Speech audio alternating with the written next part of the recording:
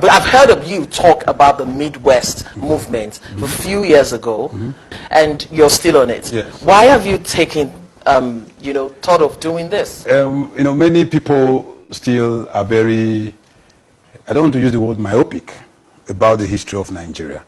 Everybody in the United Kingdom will mistake the United Kingdom for England.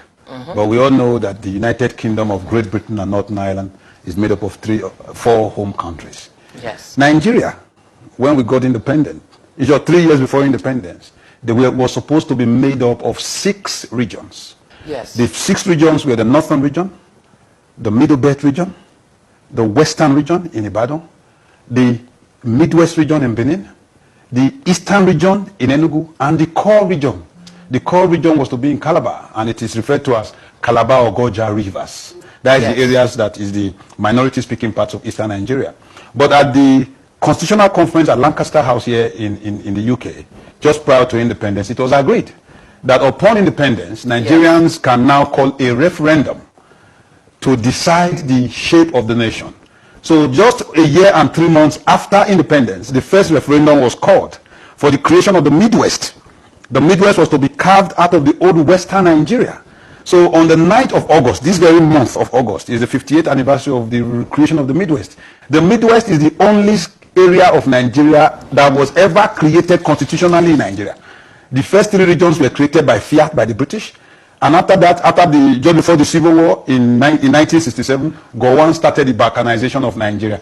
So military men just started drawing lines all over the place. But the only time Nigerians sat down and wrote a constitution, our Republican Constitution, where we were totally now estranged from the United Kingdom, was in 1963. And in 1963, Nigeria had 4 co-equal regions. Northern region in Kaduna, Western region in Ibadan, Midwest region in Benin, and the Eastern region in Enugu. That was the status quo of Nigeria when on the 15th of January 1966, the military came and took over power.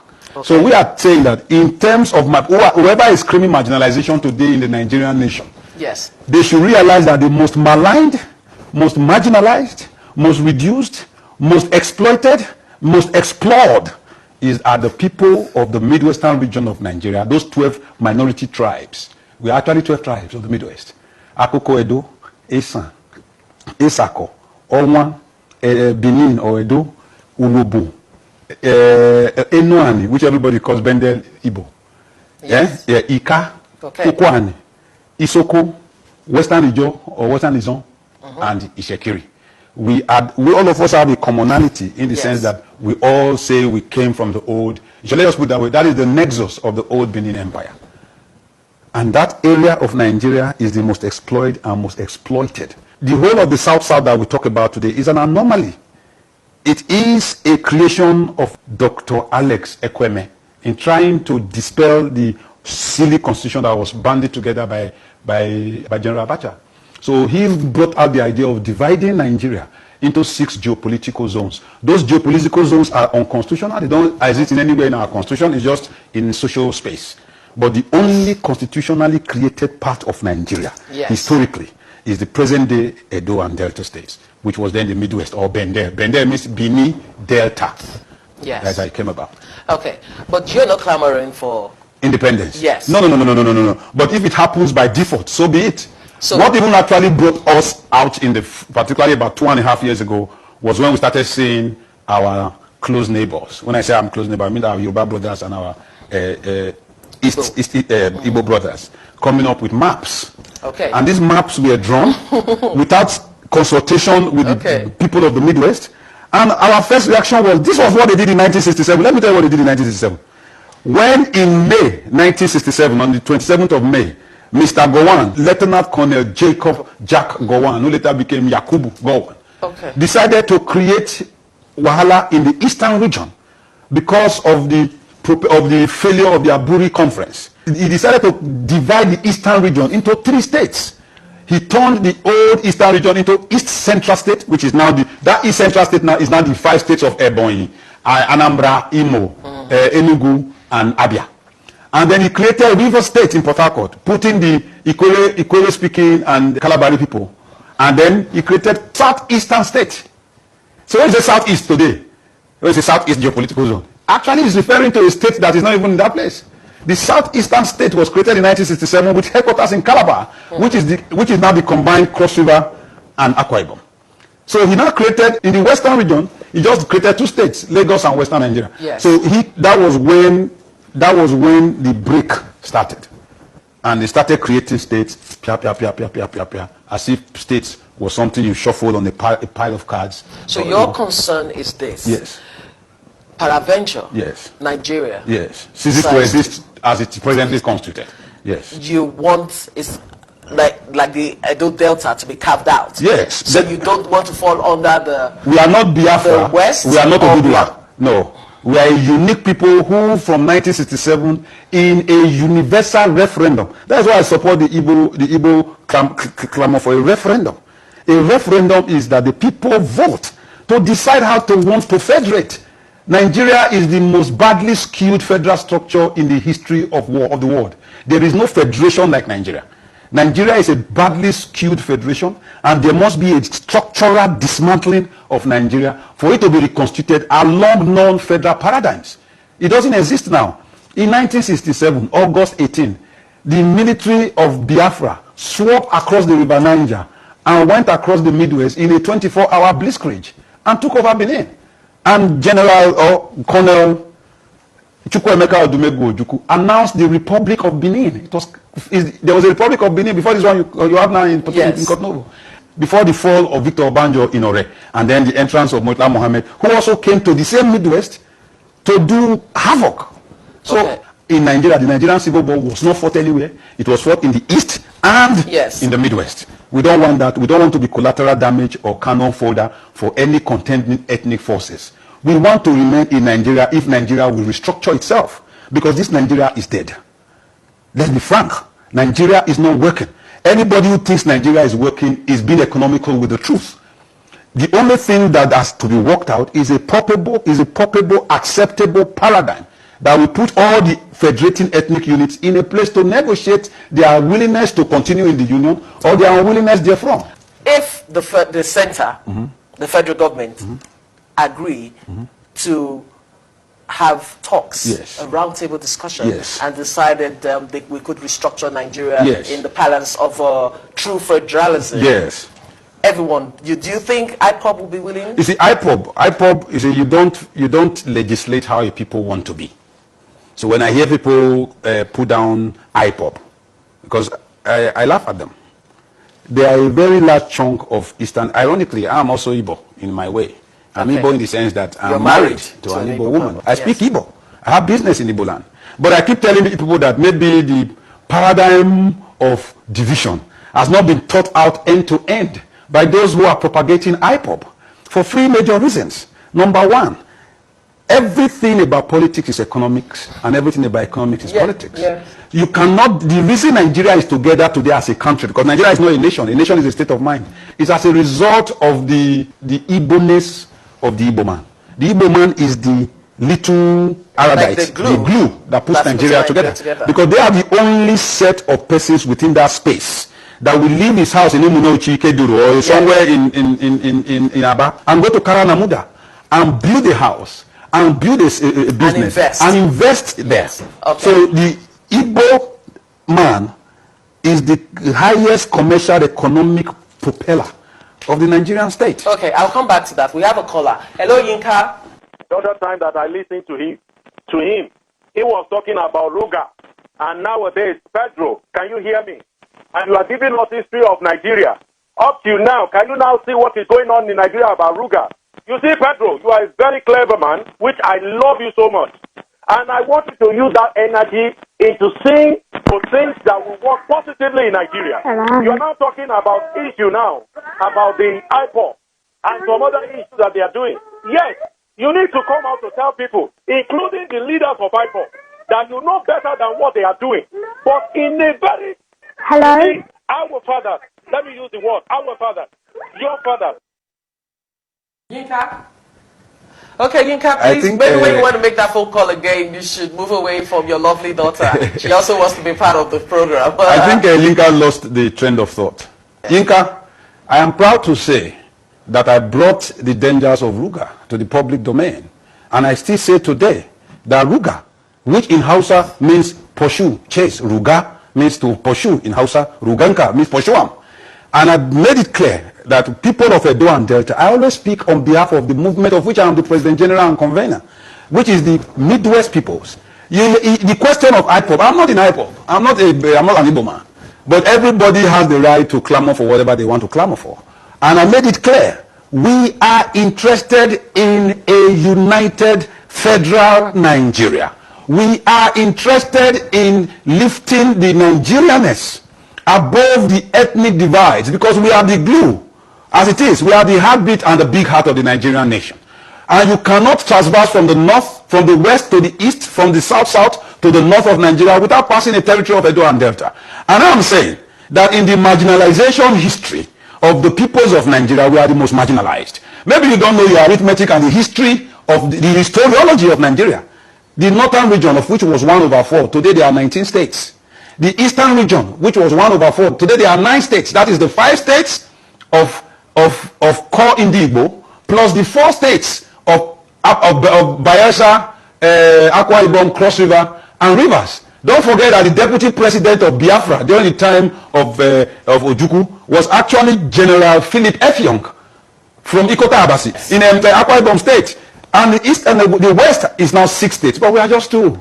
But we are not fighting to be a new nation. But nothing stops us, we are better. But we are saying that if the present president and his government cannot be brave enough to face the problems of Nigeria head on and square-faced, and begin to restructure Nigeria. Nigeria is a unitary system of government that has federalism written only on the front page of a badly skewed constitution, which we did not write.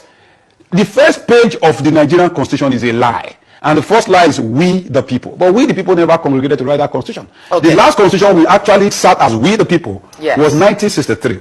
We are saying Nigeria should go back there. We have a very clear-cut direction of where to go. We are saying that there must be a physical refederalization, that is in terms of revenue allocation. Very well. Let me speak with Paul. Yes. Hello, Paul. Thanks for joining us. Let's have your contribution. Yes, Dr. Pedro, he seems to be talking about Midwest, but the fact he's ignoring the makeup, the ethnic backgrounds of Midwest. There is Midwestern Igbos. What is their fate? I think. But let me ask Dr. Pedro, what is his position on the Igbos in the Midwestern region? I think some of you should be my IPOB friends, because all the callers seem to be IPOB. You should be a little more clear. There must be a clarity. You weren't listening to me, I will repeat. If you are a student of history, you will know that a man from Asaba, his name is Dennis Chukwude Osadebe, was one of the 4 leaders that fought for the creation of the Midwest region. And he became the first and only prime minister or premier or the leader of government business of the Midwest. So what does that show you?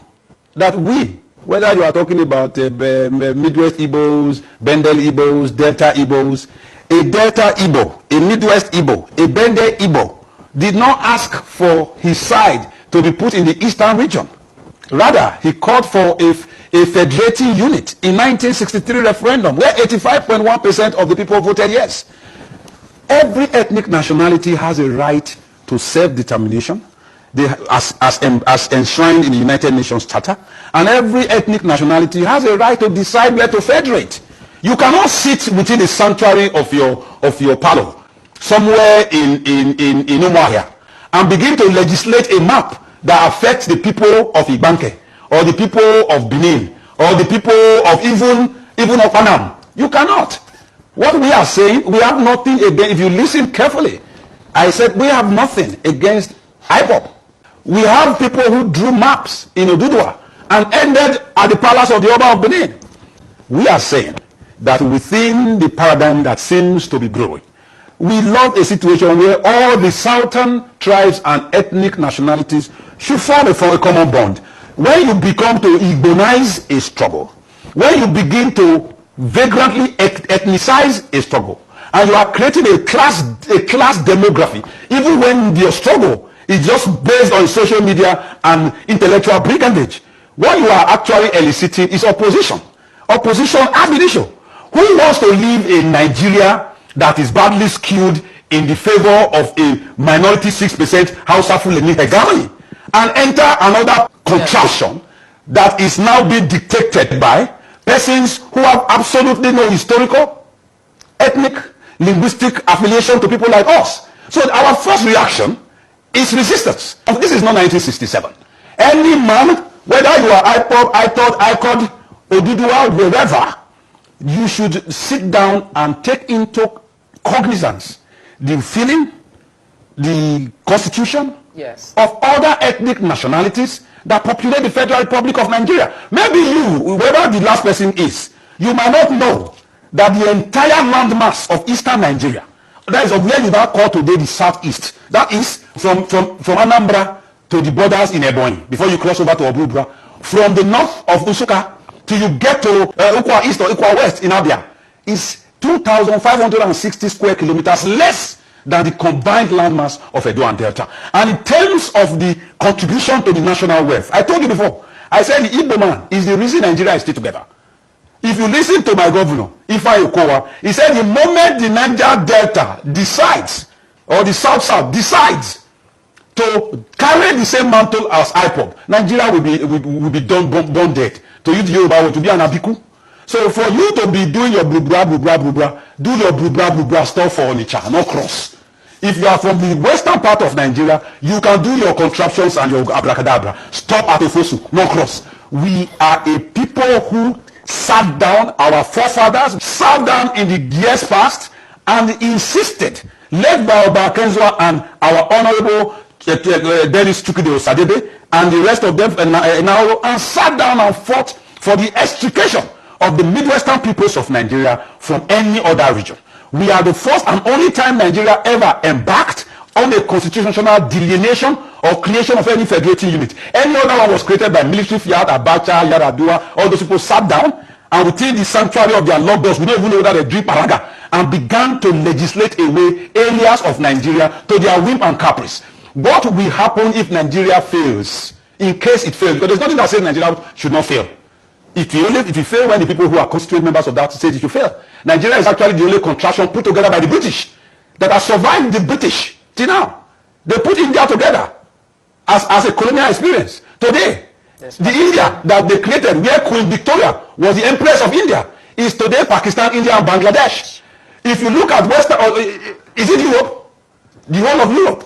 Is it Yugoslavia? Yugoslavia sat down a small place that is not bigger than half of Edo and Delta put together. Today, Yugoslavia is today Slovenia, Croatia, Macedonia, is today Bosnia, Herzegovina. So let's not kill ourselves. Or Serbia. Okay, Dr. Bakis. Sorry, the guys, I got to give it back to them so that we don't carry me here. No, it's good. No. Don't get me wrong. It's an existential fight, my No, of course, because we really need to understand this thing. We are so used to being Nigerian, and we just really hope that will continue. Yes. Because all this agitation, I don't know where it's going to lead us. Yes. Because people, if they are not being treated well, they should speak out. Yes. Do you have a name for this region? Have you structured out a name? No, yet? our people, we are the name of the official name of our association, which is made up of all upwardly mobile card-carrying members. We are not militants, professors, all members of our House of Assembly, all including the Deputy Senate President is a member of the Midwest movement. Everybody who is somebody within the Midwest space. We are registered as the Edo Delta Indigenous Peoples Welfare Association, aka the Midwest movement. But we are the Bender people, so we hail ourselves all Bender. That is our call sign. Okay, so far, how are you pushing your agenda to the center? No, the center is aware of what, something seismic will happen in the next few months. You get it? Because Nigeria is an illegality as presently constituted. I said it now. You see, we sat down and then a man called Sir Frederick Lugard, who later became Lord Lugard, there's nothing Lord in him. You know, the man was just a brigand who looked on the native peoples, as he called them, and put ethnic nationalities who were independent nations together for him for administration. He wrote it under his memo to Lord Harcourt. Lord Harcourt then was the colonial secretary, or the secretary of the colonial office. He said for administrative convenience. Yes. So you brought people who had absolutely nothing to do with one another and forced them into a contraption. And you call that contraption the nigger area. The area of the niggers. People think it's Niger area, but let's forget about that. Now, it was to last for 100 years. That creation, it is in the archives of the British. Was that the plan to last for 100 years? It wasn't even a plan. That was what was signed by Lord Frederick Lugard. in 1914. 100 years ended in 2014. And at that 2014, Goodluck Jonathan decided to heed good judgment and call for a national confab to renegotiate Nigeria. That confab was done, report was made. Maybe he didn't have the lever to adopt and implement before he was taken out of office. And the man who took over made it clear that he wasn't interested in that confab. Meanwhile, the first article in the manifesto of the APC in 2015 yes. was to restructure Nigeria. But now the restructuring of Nigeria will mean the Igbo man will have more control over his resources. Okay. It means the Edo man, the Ubu man, Soko man, Izo man. It means that the Yoruba man, Ekukwani man. That can be achieved yes. in the federalism. But they don't want that to be achieved. That is the problem. Okay. Nigeria is not following the articles of the letter or of the principle of federalism. Okay. Many of you are living in the era of Facebook. But when there's nothing beautiful in war, if Nigeria sparkles and breaks violently, the first thing that will go is your social media. So you have to sit and think again. Where are we going? We are the nation. And that is not, since the leaders or our misleaders have decided not to address something that is staring us in the face daily. And you're saying it's like the present government is not listening. No, they are not. No, they are not deaf. They are already deafened. That is, they don't use carbide blast their ear. They don't hear anything. Okay. Now only Jesus Christ or Muhammad or the will go bless their hearts. May they open. May they see what you come. Okay. You're talking about restructuring Nigeria. Let me explain something quickly. We believe that there is a spiritual thing that has come out of the Nigerian project. There's a Nigerianness, whether it's Grea, an ownership of space. But this is being demeaned because the federal system is failing all those at the local levels, at all levels. And the reason that is happening is simply because the things that made Nnamdi Azikiwe, that made Ogbemudia, that made Awolowo, that made these people develop their states and create things that work, do no longer exist. And what was that? It was just the revenue allocation formula. Nigerians don't even know what the revenue allocation formula was when the state was regional, when the nation was, when the regional governments were there. Today you tell me from Edo or me from Delta that you are giving me a 13% derivation. The government of Nigeria is doing revenue allocation. How are you allocating what you don't generate? Meanwhile, in every federal system in the world, those, if it is in America, the economy of California cannot be the same with the economy of Nevada. Cannot be the same with the economy of a desert state like Texas, like Tennessee. That is how it's supposed to be. In those days in Nigeria, what takes place is very simple. The Nigerian government at the regional level keeps 50% of the revenue. The federal government is given 20% of the revenue, while 30% is kept in the federation account. That is what happens in America. That is what happens in Canada. That is what even happens, ironically, in the United Kingdom of Great Britain and Northern Ireland. That is not even a federation. Because there are certain things that must be done by the Irish government in Northern Ireland. There are certain things that must be done by the Scottish and then even by the Welsh Assembly. And it does not affect those who are in England. But there are things that are federal that must be taken care of by 10 Downing Street. Defense, foreign affairs. Many people in England, in London, have never seen the Scottish pound. But when you go to Glasgow or Edinburgh, you will get paid in the Scottish pound, which is permanently tied to the British pound, and that is inside Britain. So the Nigerian government killed via their military coups. The military boys dismantled the Nigerian Federation. So we've been limping ever since. Why I say I don't have a problem with the IPOB? It's very simple.